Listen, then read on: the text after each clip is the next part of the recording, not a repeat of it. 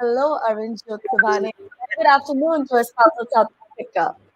Hello. Arvind? Hello, can you hear me? Yes, very well, loud and clear. Very well. Can you hear me? Great. How are you doing, Arvind?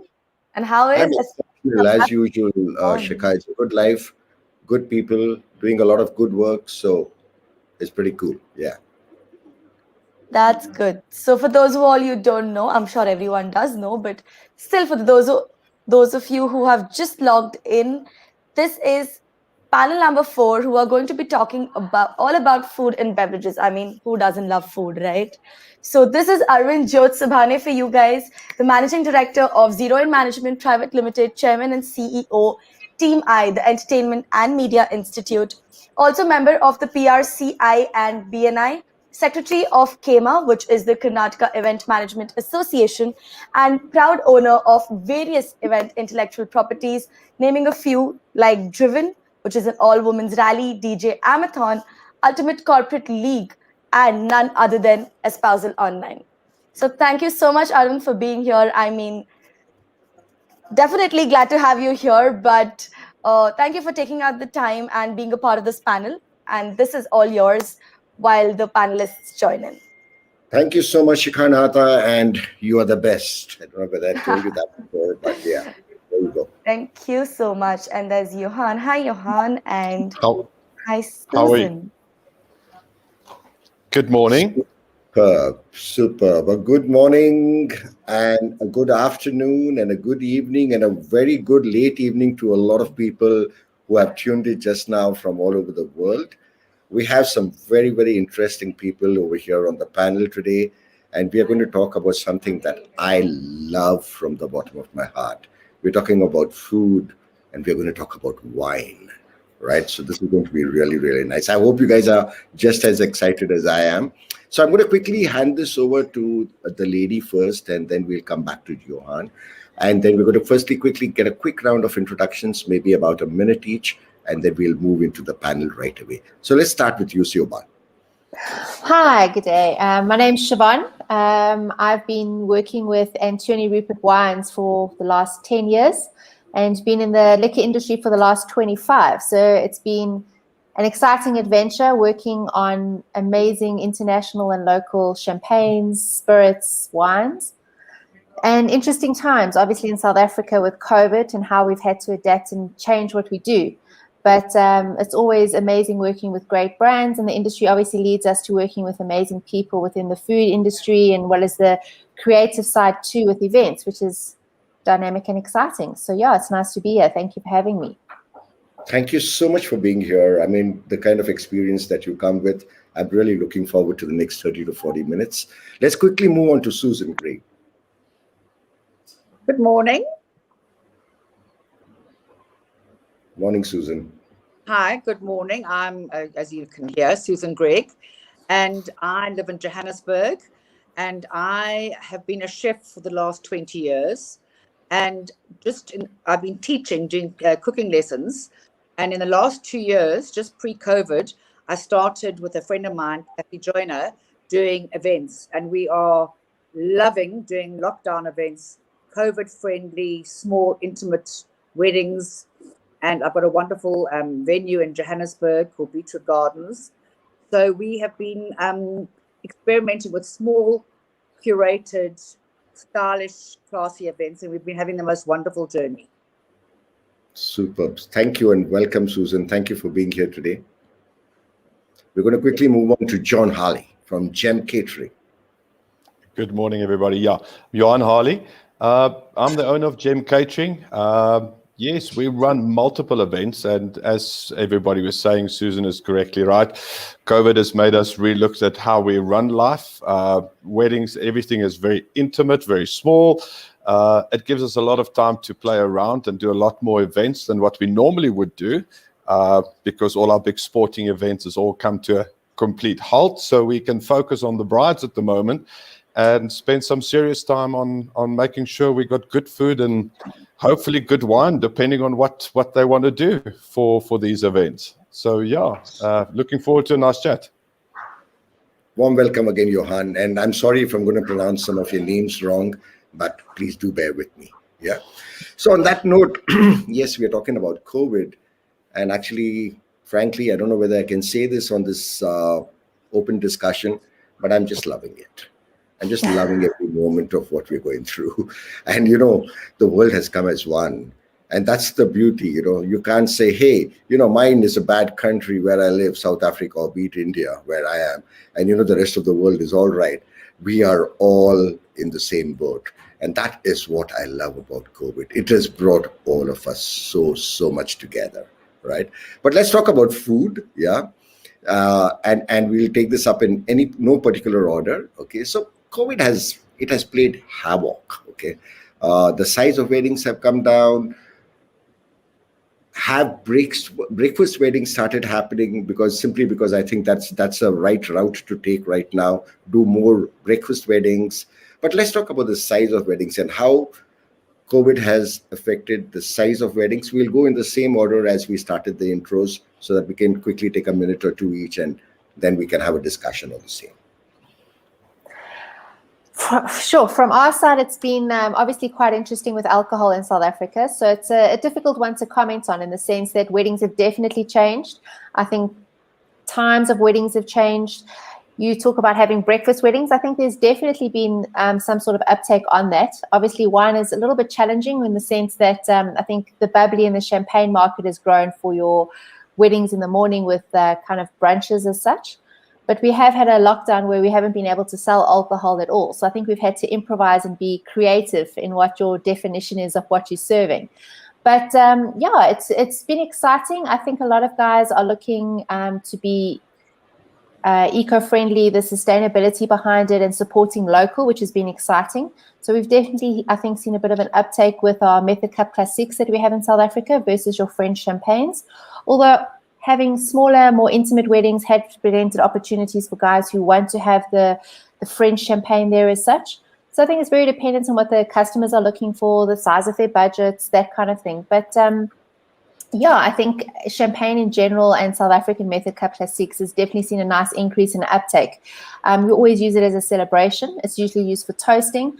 But I think, like you say, for breakfast weddings, there has been a bit of a shift to that, which has presented guys drinking more bubbly versus their red and their white to start with. So it's been exciting. There's also a demand in South Africa for something with a slightly sweeter palate. So our demi-sec market has grown quite substantially, which is interesting.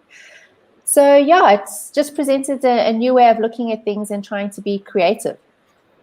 Absolutely. I mean, we have to be creative. We have no choice. But Susan, you are also an event planner, I understand. Let's talk a little bit more about the size. How has the cutting down of size of these weddings affected you? Well, what has happened in these times, which, as you say, I'm loving the positive side of it, that we all in the same boat, can't to any other country, and wish we were there, because we all in it together.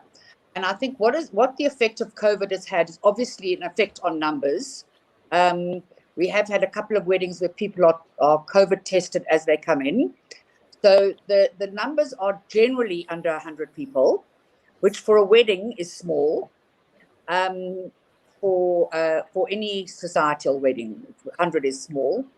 And what I have found, every single small wedding we've had, which has been between 50 and 100 people, every bride and the bride's parents have said that it's been so wonderful that there was an intimacy and a closeness that was evident in the wedding spiritual experience, as opposed to when you have a big fiesta with millions of people that you don't really get to talk to.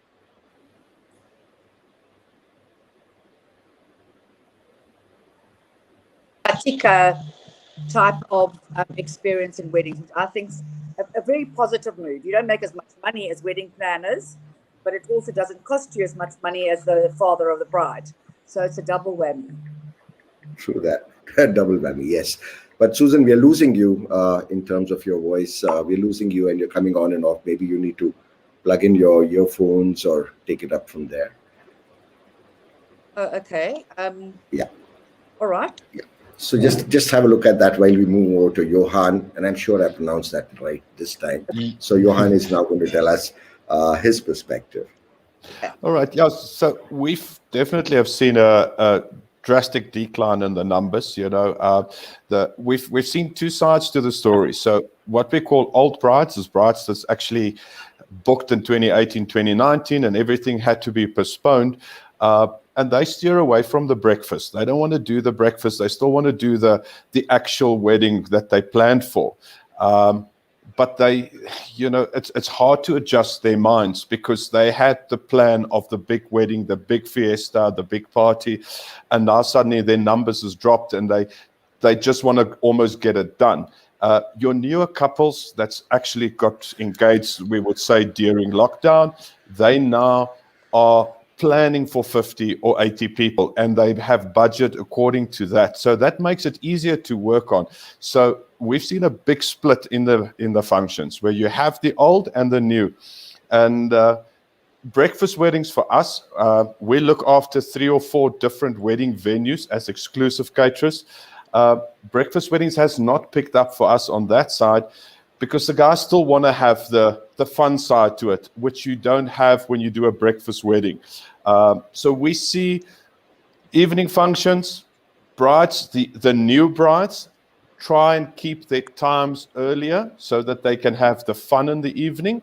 But the brides who have booked long in advance, they want to get it done and dusted, and they sort of get caught up in the curfew times and the planning because they still have the mindset of I'm having my wedding and suddenly curfew catch in.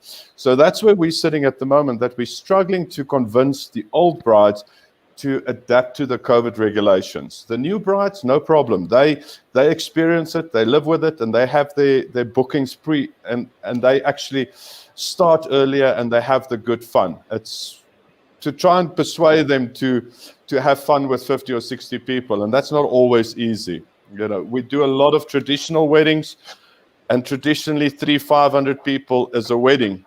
Now you've got to tell them to do for 50 people. It's very hard to convince them to have a party for 50 people. But we make it as good as we can for them. It's really it's a challenging time, especially as I say for the older the older brides. But we try our best to make it work in this current situation. I must tell you, I'm from this very large country called India, right? Where we have so many people, okay? And the weddings, I mean, if you have a 2,000 people wedding, it's still a small wedding. That's a small wedding, yeah. Okay. So, I mean, I recently, our weddings are 7,000, 8,000 people. Wow. And that's the way it is. And that's the money, right? Therefore, yeah. Right. And from even a 5,000 people wedding, we're coming down to a 50 or 100 people, or even a 200 people wedding.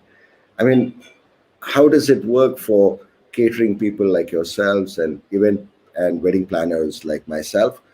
It's an impossible situation, but let's move on. We have to live with this one. Let's hope more people get married, and therefore the multiplication factor works on that one, right? Yeah. That's the only way to look at it. But let's talk about menus. Let's talk about, has there been any kind of a paradigm shift in terms of what kind of menus that you guys are now coming up with in the COVID times? What we found for the new brides, the people who've just booked, they are planning more extravagant menus because their numbers are smaller. They really are looking at the 4 or 5 course, wine paired, really have a sorbet and all of the nice items on a menu because that's what their budget allows. They've planned for it. They know they're only going to have 50 or 60 people at the wedding, and they work towards that. The post-COVID function bookings, we found that they almost just want to stick to a menu that they've got. It's budget. We get it over and done with, and we try and get the wedding done because they just now want to get married. And so we're hoping, and the nice challenge is now the new brides, where you can actually, they've got a budget that they come with to you with their wedding. And that's the nice part. The sad thing is the older weddings where they really just want to eat and they want to get it done. and then the creativity is almost gone out of the older brides. But the new ones, that's where we have fun with. Super. I'm just going to clarify this point because I have a lot of people from across the globe watching right now, and a lot of my Indian friends, wedding planners, brides to be. Let's try and define this new brides and old brides and older brides. Let me understand whether. Let me tell you. Yeah, I was let me tell getting you worried we whether. were talking about our age there. I was thinking, Yeah. hell, you know. Sorry. I'm hoping we're referring to, you know, not our age of all the brides here. That was like, okay. So we're not talking age here. So I'm assuming we are talking about old brides, meaning who have been married already once. Is that right? No, sorry. It's just a terminology that we've been using. So what we call old brides, it's brides that's weddings has been postponed 2 or 3 times already because of COVID.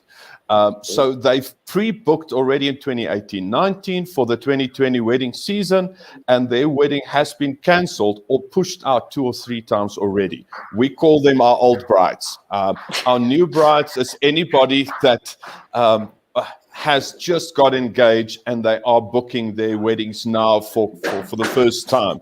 And that's the sad part. So we call them old brides because we've been dealing with them for 3 years already, and we've been pushing their dates. I mean, I have one couple that we've moved now 4 times already. And they haven't gotten married yet. Oh, good for them. Bad for us. Persistence. Yeah. But let's move on to Saipan. I hope I'm getting that right. I'm sure I'm not. Siobhan, it's fine. It's a real Irish name, nightmare spelling. Siobhan. Okay, Siobhan is good. I can pronounce that one. So let's move on to you and come back with the same question in terms of the shift in terms of the menus that people now want at a time like this.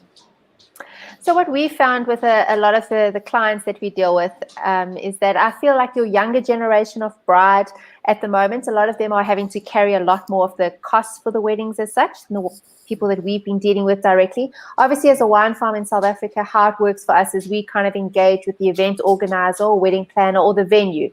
And that's how we kind of get involved, unless the bride specifically has requested our wines, and then it's obviously a different kind of relationship. But generally, we're finding your younger brides are quite versatile in what they want. They're quite excited to try something new, unusual cultivars, something different.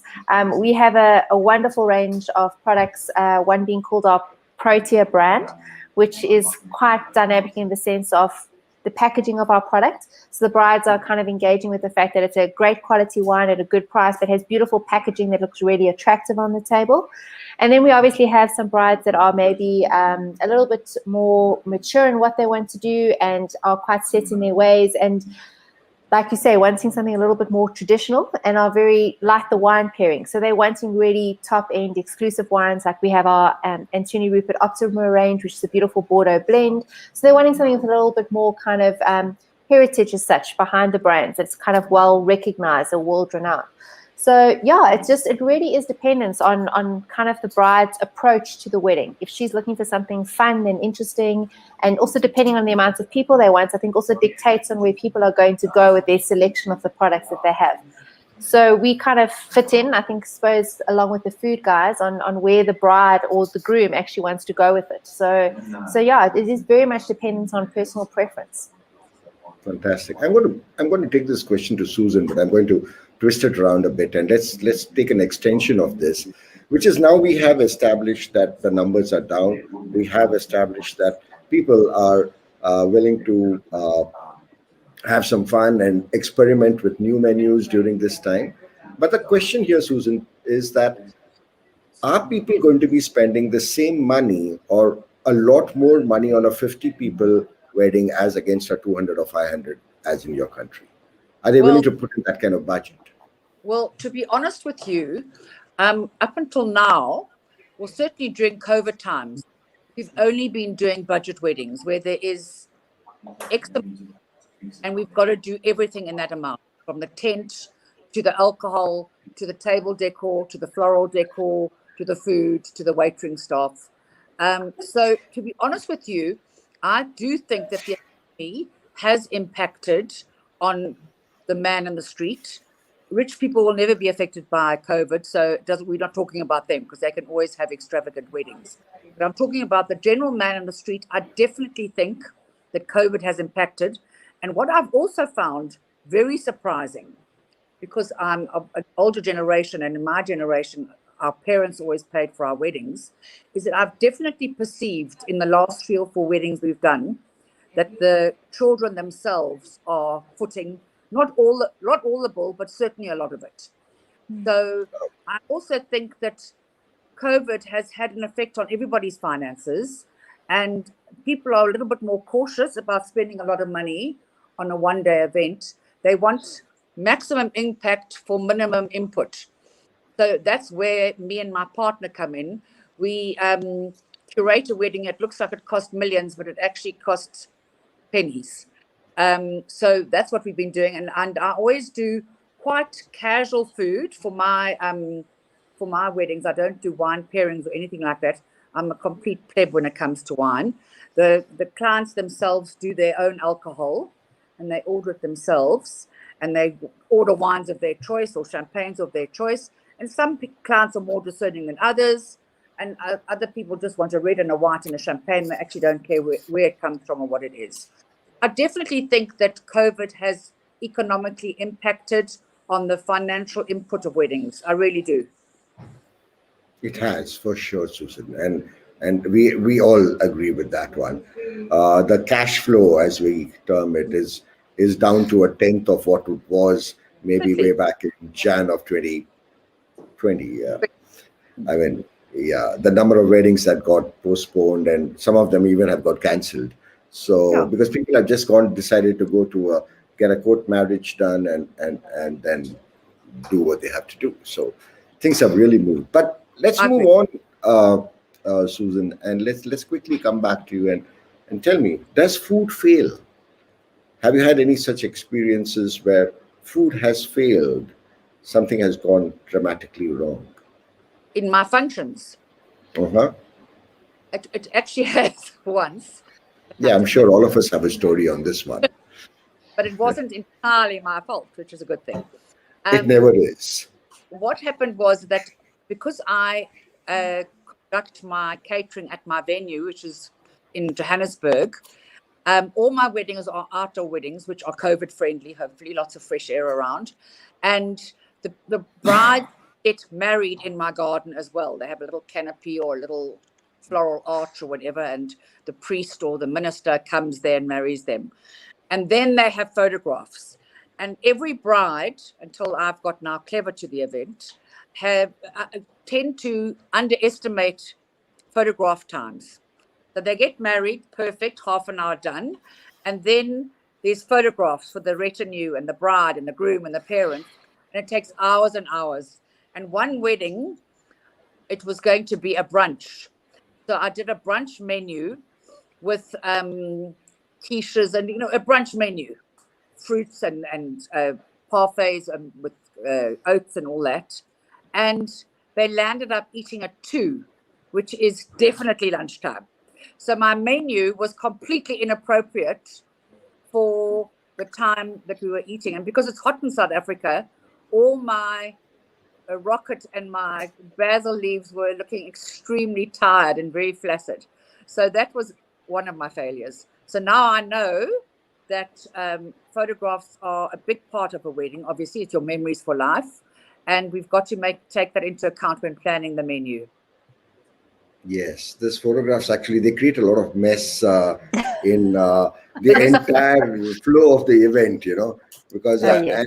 and everybody wants to hold their phone up and take a selfie and have their friends, and then there's Instagram and Facebook and all your social media, and it's quite a mess. I attended I organized a party just last night for a gentleman who turned 60, and there were 130 people over there. And all that they were doing was taking photographs. I said, come on, let's have some fun, do something more, Everybody's quite sorted there.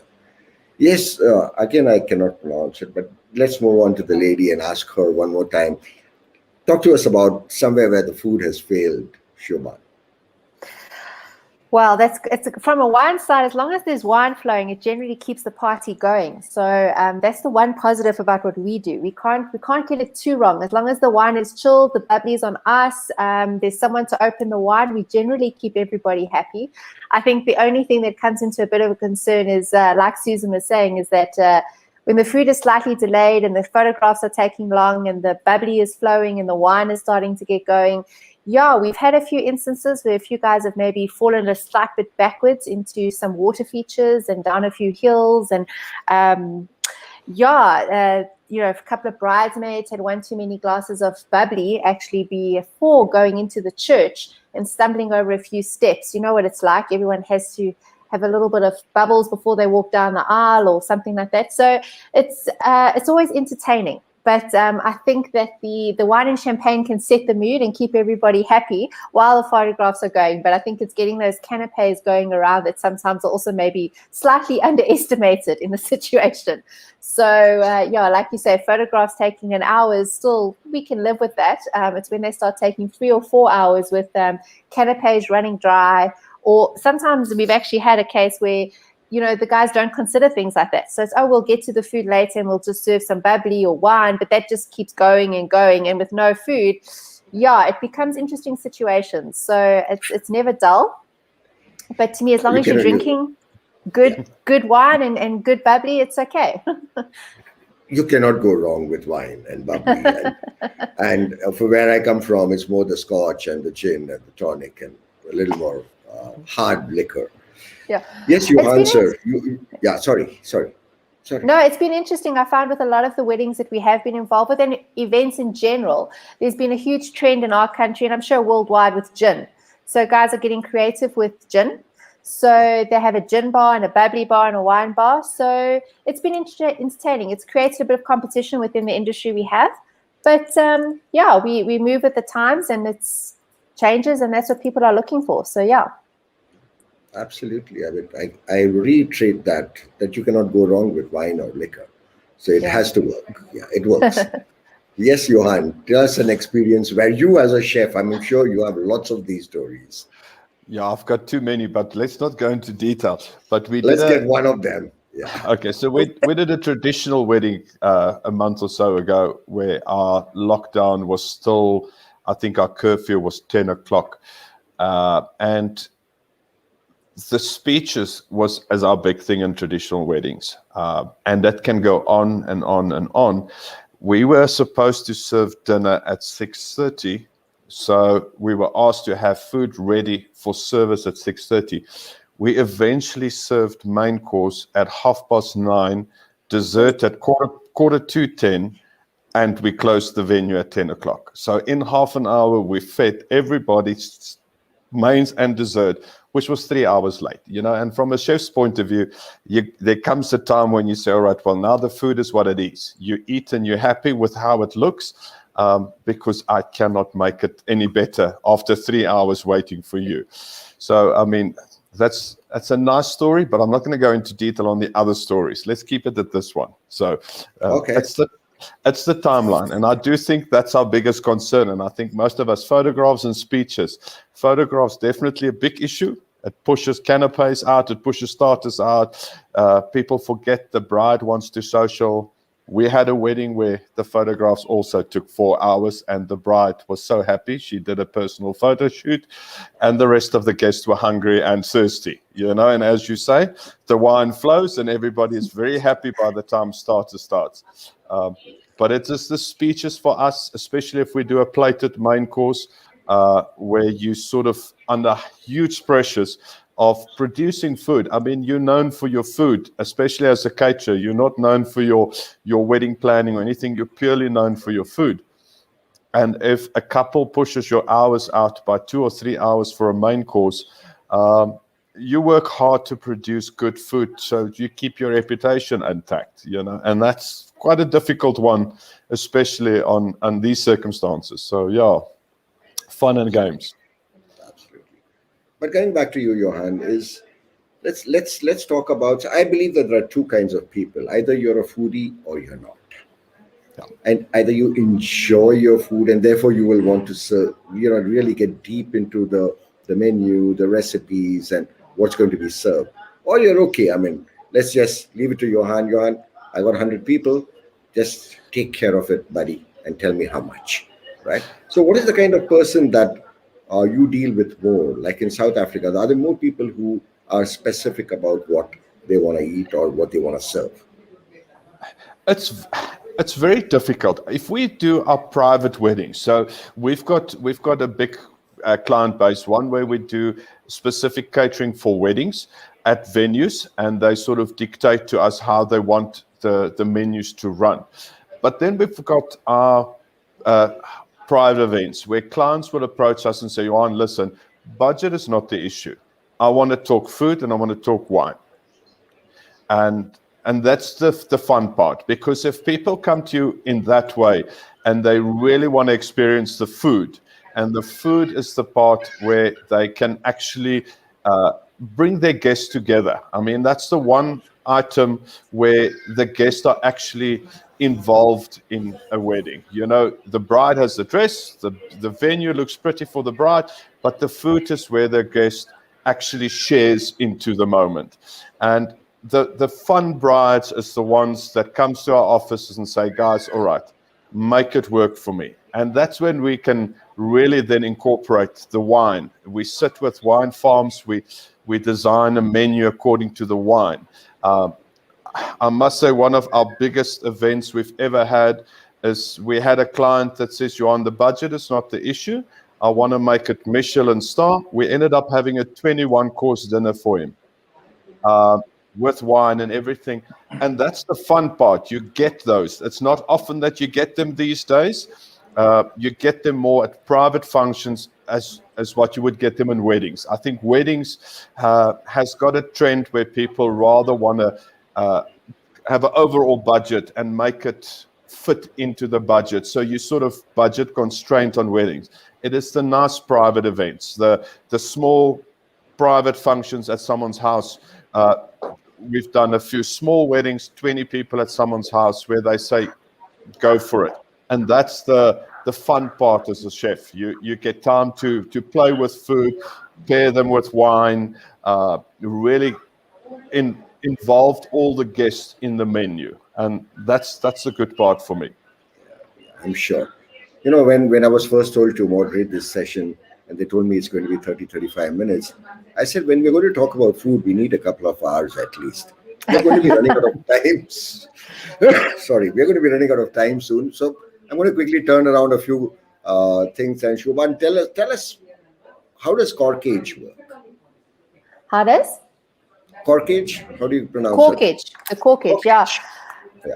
Sure, that's very dependent. I think Johan and Susan, I mean, I don't know how they work it with their venues or events as such, but corkage is something that obviously if the bride and groom are pre-selecting their wines and wanting to take it into a venue, then generally the venue is going to charge the bride and groom corkage. It ranges, honestly, between pricing on what they want to do, which can often create a bit of a deterrent in the sense that then the bride and groom won't have the freedom to choose the wines they want. They would have to go with something that's pre-listed at a particular venue. So that sometimes is a little bit of a hindrance. I find, like Susan was saying with her particular venue, which I've actually been to, Susan, your place is amazing. You can actually choose the wines and bubblies that you want, which is obviously, I think, important, because for me, it's also about sharing the moments, about what you enjoy. I was very privileged when I got married. I've been in the wine industry 25 years. The products that I had at my wedding, I had a relationship with the winemaker. I love the brands. I love the products. And it's something I've always remembered. I can tell you exactly what wines I had, the vintages, because I shared in the moment. It had a memory for me with the winemaker who attended my wedding, and the wines were there. And I think that's what wine is about. And I think that's what food is about. It should be about what you enjoy. It's your personal preference. It's your day. I think it's a way to express yourself and the passions that you have and the things that you like, and hopefully your friends and family that are there enjoy that and share in that with you, and something that they remember. I mean, I often get friends of mine asking me about the wines I had at my wedding, and where did I get them from and who made it, and yeah, I think that makes it special when you can have your own personal touch on it, and you're not necessarily always dictated to buy a venue on, sorry, you can only have these wines because these are the only wines that we stock. It's nice when you can get involved with events and the customer that you have a relationship with wants your products, and encourages people to buy them for you. Right. Corkage has got different meanings across the globe. In our country, corkage means that you have a venue, I carry my liquor or my wines, as you call it, to your venue, and you charge me for every bottle that I bring in. Yeah. Yeah. So it But means that quite adds to the cost. It makes it quite expensive. Yes. So, you buy a bottle of wine and then they add on another 150, 200 rand. It starts making it quite an expensive exercise then. better to live with what's available. So I'll quickly move on to Susan, and Susan will wrap this up for us. So Susan, tell us, what is the winning formula? What is it about the food and the liquor and the venue, okay, which you are a venue owner too? How does it all work? What is winning formula from a wedding planner, from a wine person, from a caterer, and most important, from the couple's perspective? I think the winning formula, which me and my partner, who couldn't obviously come on because there's too many panelists on today, I think the winning formula is your organizational skills. If you can take all the stress away from the bride, because I was a bride so long ago, I can't even remember, that brides are very stressed and they're very pedantic about detail that is probably quite superfluous some of the time. So what me and Catherine do is we take away all that worry. We've got a bride coming up next month and she's already worrying that Cyril Ramaphosa is going to install a stamp on people. And Catherine said, stop worrying about something we can't control. We'll control the problem. You just come and enjoy the wedding. So even though we obviously do beautifully curated weddings, I take all the job of every aspect of the decorating, the organizing, the hiring, everything on our shoulders. And I think your organizational skills have to be very, very astute. And that way you have a glitch-free wedding, which is what one wants. But as you go along, because we've only been doing it for 2 years, as we go along, obviously you become more adept at the job and more experienced. And now I know canopies have to flow, when they're having photographs taken. And I don't do served meals at a wedding. I don't have a time plan.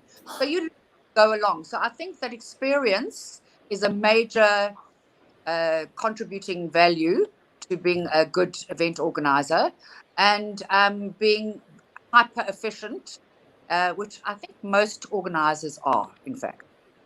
Right. I tend to agree with Susan totally, because we are on, I think, a similar side of the fence where we are the event planners or the wedding planners and event organizers. But this has been absolutely wonderful, Johan, Shubhan, and Susan. Thank you so much for spending time with me today. We're going to have a lot of fun. We have another 48 hours of the Espousal South Africa happening. Please do visit, look at the other panelists, go around, check out the stalls. This is something that is absolutely phenomenal, and I'm so happy to be a part of it. Thank you so much for being with me today. Wonderful. Thank you for having us. Bye-bye. Thank you. Bye. Bye.